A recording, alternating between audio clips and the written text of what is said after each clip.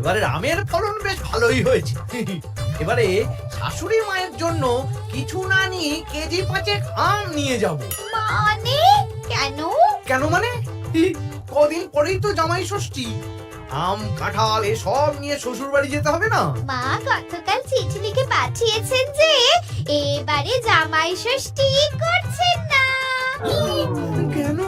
কারণ আমার মা তোমাকে জামাই বলে মানতে পারছেন না। তুমি সারা বছর এত অপকর্ম করে বেড়াও, তাই আর কি। শাশুড়ি মা আমাকে এভাবে অপমান করলেন? আমি এই রাজ্যের মন্ত্রী। মন্ত্রীমশাই,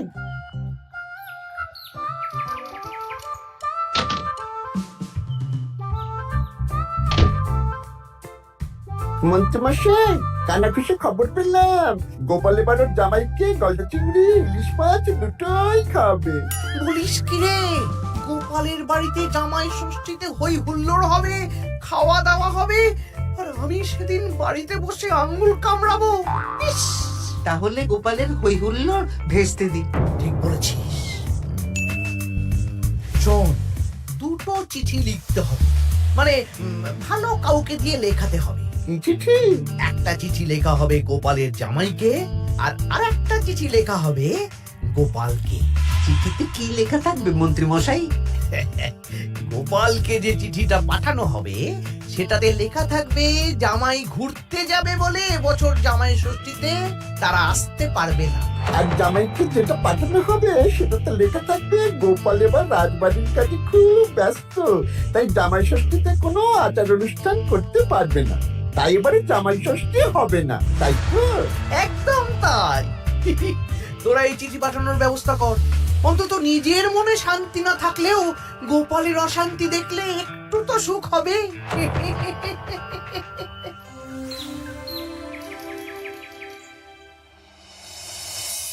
আমরা জামাই ষষ্ঠীতে আসতে পারবো না বলে কার চিঠি পড়ছো গো? আমাদের জামাই লিখে পাঠিয়েছে গো, এবারে ওরা আসতে পারবে না। ওরা নাকি বাইরে কোথায় ঘুরতে যাচ্ছে। বলো কি? সারা বছর একটা দিন একটু জামাই আদর করার সুযোগ পাই, এবারে সেটা হবে না?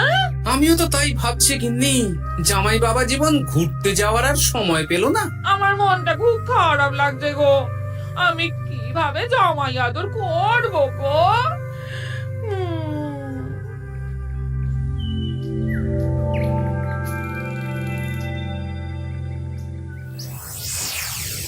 জামাই বাবার জীবন, এই বছর আমি রাজসভার কাজে খুব ব্যস্ত থাকবো, তাই এবারে জামাই ষষ্ঠী পালন করতে পারবো না। তোমাকে আর মিনুকে পরে একদিন খাইয়ে দেব। আমার আশীর্বাদ নিও, ভালো থেকো। ইতি তোমার বাবা শ্বশুর গোপাল। হ্যাঁ, এই তুমি কার চিঠি পড়ছো গো? তোমার বাবার চিঠি গো। কি লিখেছো গো চিঠিতে? এবারে জামাই ষষ্ঠী হবে না, আমার খাওয়াও হবে না। হ্যাঁ নয় হ্যাঁ, দূর ভালো লাগে না।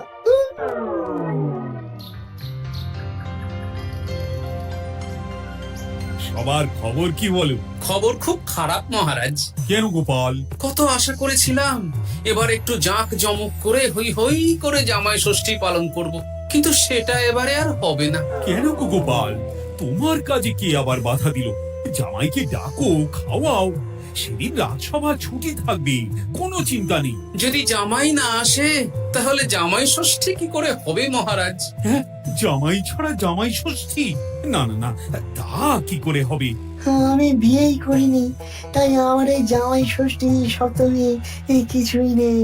আমার শ্বশুর বাড়ি এত দূরে মহারাজ যে কি বলবো। আমি এবারে যাব না। ওই শ্বশুর বাড়ি যাওয়া আর যুদ্ধ করতে যাওয়া আমার কাছে একই ব্যাপার। ও, তা মন্ত্রী, তোমার কি খবর? আমি এখনো কিচ্ছু ভাবিনি। জামাই ষষ্ঠী এখন কদিন দেরি আছে তো, তাই আর কি। বেশ বেশ, ঠিক আছে। আমারও ছুটি চাই মহারাজ। বেশ বেশ, শুধু তোমার কেন, জামাই ষষ্ঠী উপলক্ষে রাজসভার সবার জামাই ষষ্ঠীর আগের দিন থেকে জামাই ষষ্ঠীর পরের দিন পর্যন্ত ছুটি থাকবে। এ খুশি তো? খুব খুশি।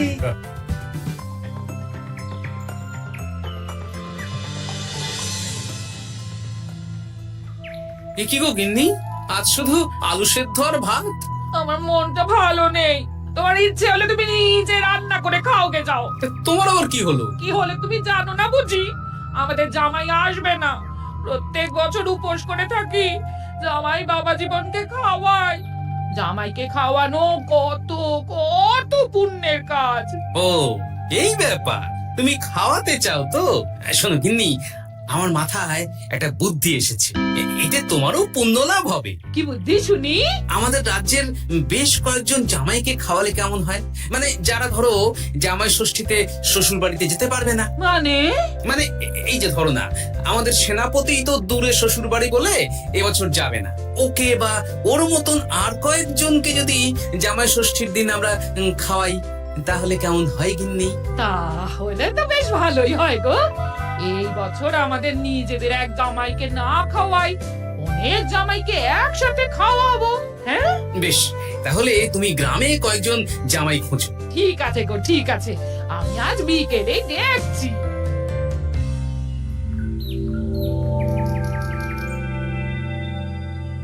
কি গোপাল, আজ তোমায় বেশ খুশি খুশি দেখাচ্ছে। গতকাল দুঃখ ছিল, কিন্তু আজ আনন্দ আছে মহারাজ। কেন গোপাল, আমাদেরকেও বলো, এত আনন্দ কিসে? ময়ূরের পেখম, পায়রার পালক, গোপালের মনে কিসের আনন্দ, কিসের পুলক? আমি ভেবেছি এই বছর জামাই ষষ্ঠীতে একটা না, অনেক কটা জামাইকে আমার বাড়িতে খাওয়াবো। এ কি গোপাল, আমরা যতদূর জানি তোমার তো একটাই মেয়ে আর একটাই জামাই, তাহলে অনেক কটা জামাইকে কি করে খাওয়াবে শুনি? এই তো যারা ধরুন কোনো কারণে শ্বশুর বাড়ি যেতে পারবে না, তাদেরকে নিমন্ত্রণ করে খাওয়াবো। আর আমার গিন্নি ভালো মন্দ রান্না করবে। হ্যাঁ সেনাপতি, তুমি তো এবছর শ্বশুর বাড়ি যেতে পারবে না, তাই এক কাজ করো, জামাই ষষ্ঠীর দিন দুপুরবেলা আমার বাড়িতে তোমার গিন্নিকে নিয়ে চলে এসো। দুপুরবেলা তোমাদের দুজনের নিমন্ত্রণ রইল। হ্যাঁ সত্যি? হ্যাঁ গো সেনাপতি, সত্যি। কি মজা! হ্যাঁ, আমার গিন্নিটারও মন খারাপ ছিল, আর কিছু বলবে না। বেটা গোপাল কিছু না কিছু একটা উপায় বের করে ফেলবে। আমার একটাও পরিকল্পনা সফল হয় না। দূর দূর। তা গোপাল, কতজনের আয়োজন করছো তুমি? এখনো হিসেব করিনি মহারাজ, সে যা হবে দেখা যাবে।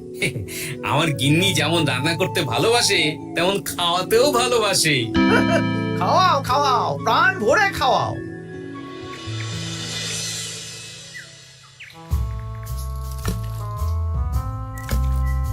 আমার প্রত্যেকটা পরিকল্পনাতে গোপাল এইভাবেই জল ঢেলে গেল চিরকাল। কি আর করবেন, ছেড়ে দিন। ও আপনার চিরশত্রু, চিরশত্রু থাকবে। না না না না না, ছাড়া যাবে না।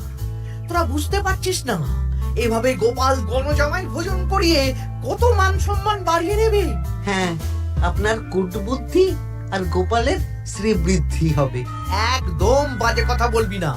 মাঝে মাঝে বুঝতেই পারি না তোরা কার তলে। একেবারে আপনার দলে, আমাদের উপরে খাপ্পা হবেন না, আমরা গোপালকেই ধাপ্পা দেব। বেশ বেশ, শোন তাহলে, গোপাল যখন এত লোকজনকে খাওয়াবে, তখন নিশ্চয়ই বাজার দোকান ভালোই করবে। হ্যাঁ, তা তো করবেই। গোপাল তো আর নিজের ঘরের ভিতরে চাষ করেন না, সবই বাজার দোকান থেকেই কিনতে হবে।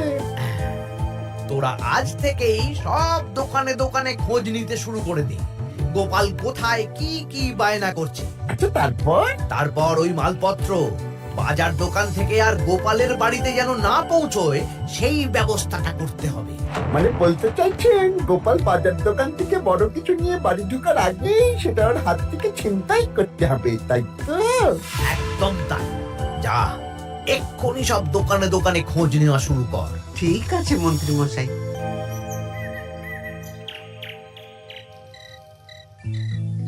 কাকু, আমাকে 5টা ডিম দেবেন তো? দিচ্ছি, এই নগেন, একটু অপেক্ষা করতে হবে। আরে আমি একটা কথা জিজ্ঞাসা করতে এসেছি। কি কথা? বলছি গোপাল কি বড় কিছু বায়না করে গেছে বা ফর্দ দিয়ে গেছে? না না, গোপাল তো আজ আসেনি। কেন? না, এমনি। এ কি, বটা কাকা দাদুর খোঁজ খবর নিচ্ছে কেন? ব্যাপারটা দাদুকে জানাতে হবে। এই নে 5টা ডিম।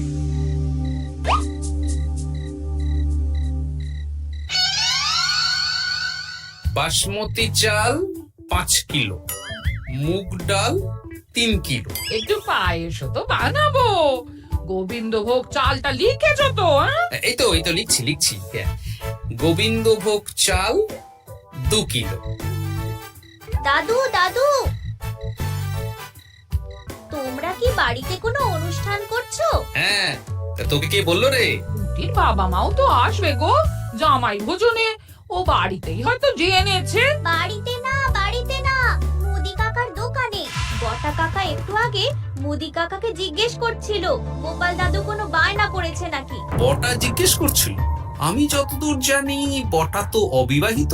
তাহলে জামাই ষষ্ঠীর ভোজের ব্যাপারে ওরা তো কিসের চিন্তা? হ্যাঁ, তাই তো, গ্রাম থেকে তো পুটির মা, বাবা আর ভোলার বউ আসবে বলেছে। ওদিকে সেনাপতি। তাহলে এই পুটি, বলো দাদু। ওই বটা তো আমাদের মন্ত্রী মশাইয়ের ডান হাত। তুই আর তোর বন্ধুরা মিলে ওদের উপর একটু নজর রাখতো। কোনো সন্দেহজনক কিছু জানতে পারলেই আমাকে বলবি। আচ্ছা দাদু, আমি এই ডিমগুলো বাড়িতে রেখেই বেরিয়ে পড়ছি। কিন্তু খুব সাবধানে, ব্যাপারটা খুব গোপনে। আচ্ছা। আমার আয়োজন নিয়ে এত কৌতূহল কিসের? এই পুটি, সেই কখন থেকে এই ঝোপের আড়ালে মশার কামড় খাচ্ছি। চুপ চুপ, ওই তো ওরা মন্ত্রী মশাইয়ের বাড়িতে ঢুকছে। চল তাহলে জানলার ফাঁক দিয়ে শুনি। কিরে, কোনো খবর পেলি? না মন্ত্রী মশাই, এখনো অব্দি গোপাল কোনো দোকানে মালপত্রের বায়না করেনি। মনে হচ্ছে এখন ফর্দ বানাতেই ব্যস্ত। ওই ফর্দের একটা জিনিসও গোপালের ঘরে যেন না ঢোকে। সব ভেস্তে দিতে হবে, বুঝলি? সব ভেস্তে দিতে হবে। তোরা সব সময় নজর রাখ গোপালের উপর। সে তো রাখছি মন্ত্রী মশাই। গোপাল কোনো দোকান থেকে একটু বেশি মাল কিনলেই হাওয়া করে দিবি। এ নিয়ে আপনি কোনো চিন্তা করবেন না। দেখলেন তো, গোপাল আর গোপালের জামাইকে এমন চিঠি পাঠালাম, ব্যাটারা দুদিকেই বোকা হয়ে গেল। চিঠি পড়ে গোপাল ভাবছে জামাই আসবে না, আর জামাই ভাবছে আয়োজন হবে না। কেউ বুঝতে পারলো না যে চিঠিটা আপনি পাঠিয়েছেন। এইরকম ভাবেই এবারেও সূক্ষ্ম কাজ করতে হবে।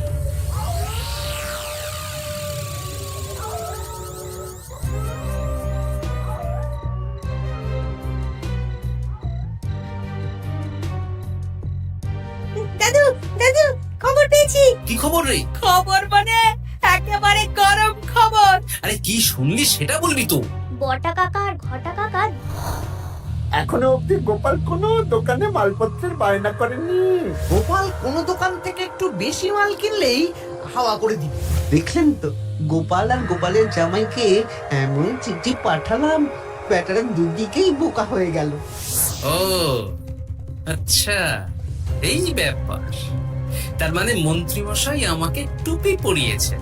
সাবাস বাচ্চারা, সাবাস। তাহলে আমাদের এবার দাদু খাওয়াবে তো? নিশ্চয়ই। জামাই ষষ্ঠীর দিন তোরা সবাই আমাদের বাড়িতে দুপুরবেলা খাবি। আর কিছু কাজ করতে হবে, বুঝলি? কি কাজ?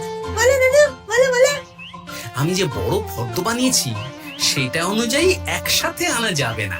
অল্প অল্প করে তোরা নিয়ে আসবি, আমিও আনবো। বুঝে গেছি দাদু, তাহলে কেউ সন্দেহই করতে পারবে না। একদম তাই। এবার দেখি কাউকে একটা পাঠিয়ে জামাইকে নিয়ে আসতে হবে। হয়তো জামাই আমাকে ভুল বুঝেছে।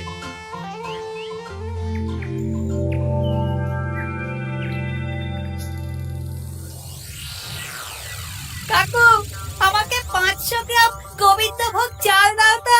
আমাকে 100 গ্রাম হলুদ দেবে। আমাকে 50 জিরে। দিচ্ছি।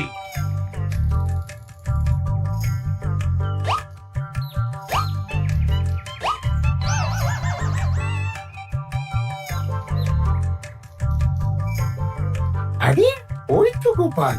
ভাইয়া, আমাকে 200 গ্রাম সর্ষের তেল দাও তো। দিচ্ছি গোপাল দাদা, দিচ্ছি।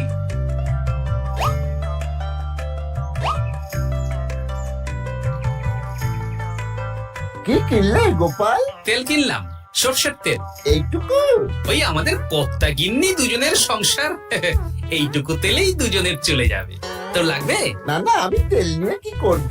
তাহলে জিজ্ঞেস করছিস কেন? এমনি।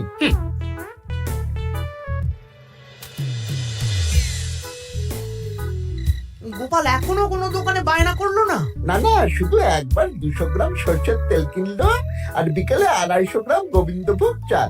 যাব বাবা, এই জামাই ষষ্ঠী তো চলে এলো, তাহলে কেনাকাটা কবে করবি? সেটাই তো বুঝতে পারছি না। আমি তো বাজারের দিকে নজর রাখছিলাম, দেখি গোপাল মাত্র 1 কেজি আলু আর 500 গ্রাম পেঁয়াজ নিয়ে বাড়ি চলে গেল। এই তো মহা মুশকিল হলো। আহা, তোরা 2-3 দিন পর একবার গোপালের বাড়িতে নজর দিস তো। ঠিক আছে।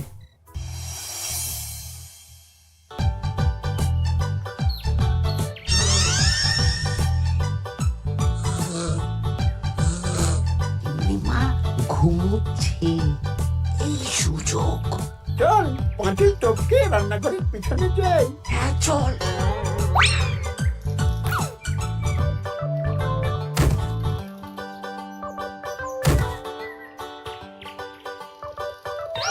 ঘটা, গোপালের রান্নাঘরে দেখ, এ তো ভরপুর জিনিস, ফল, মুদিখানা, কাঁচা সবজি সব ঝুড়ি ঝুড়ি।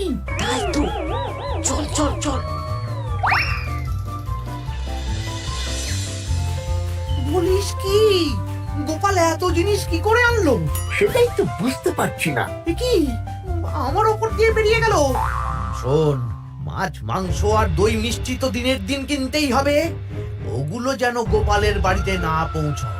ওটা আমরা দেখে নিচ্ছি।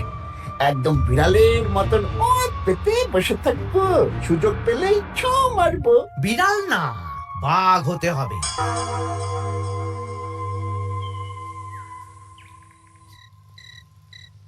বলি আজ বাদে কাল তো জামাই ষষ্ঠী, কিন্তু মাছ মাংস দই মিষ্টি সেটাও আসবে গিন্নি। তার জন্য সুরক্ষার বন্দোবস্ত করেছি সেনাপতি আর 2 জন প্রহরীকে দিয়ে।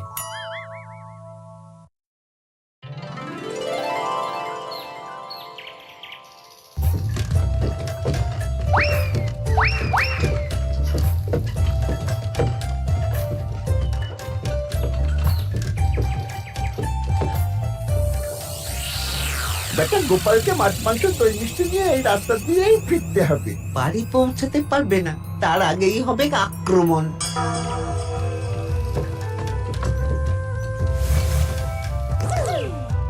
এই গাড়ি থামাও, গাড়ি থামাও। কি হলো গো? ও গোপাল দাদা, সামনে ডাকাত। 7 সকালে ডাকাত? মনে হয় খুব বোকা ডাকাত। এই গাড়িতে যা যা আছে এক্ষুনি সব আমাদের দিয়ে দাও। নইলে খেচাং ফু। গলাটা তো বটা ঘটা। কিরে, তোরা মুখে কাপড় চাপা দিয়ে ডাকাতির অনুশীলন করছিস? বাজে কথা না বলে মাছ মাংস দই মিষ্টি আমাদের হাতে তুলে দাও গোপাল, নইলে। নইলে কি? হ্যাঁ, তার আগে যে অন্য মজা আছে। কি মজা? কিরে, তাল পাতা সেপাই হয়ে ডাকাতি করছিস? এই সেরেছে সেনাপতি। চল বেটা, আজ তোদের জবাই হবে। ওরে বাবারে, আমাদের ছেড়ে দাও। সেনাপতি, এক কাজ কর, ওদের আমাদের সাথে নিয়ে চলো। বাড়িতে কাজের লোকের অভাব আছে কিনা। সেটাই ভালো হবে, চলো চলো।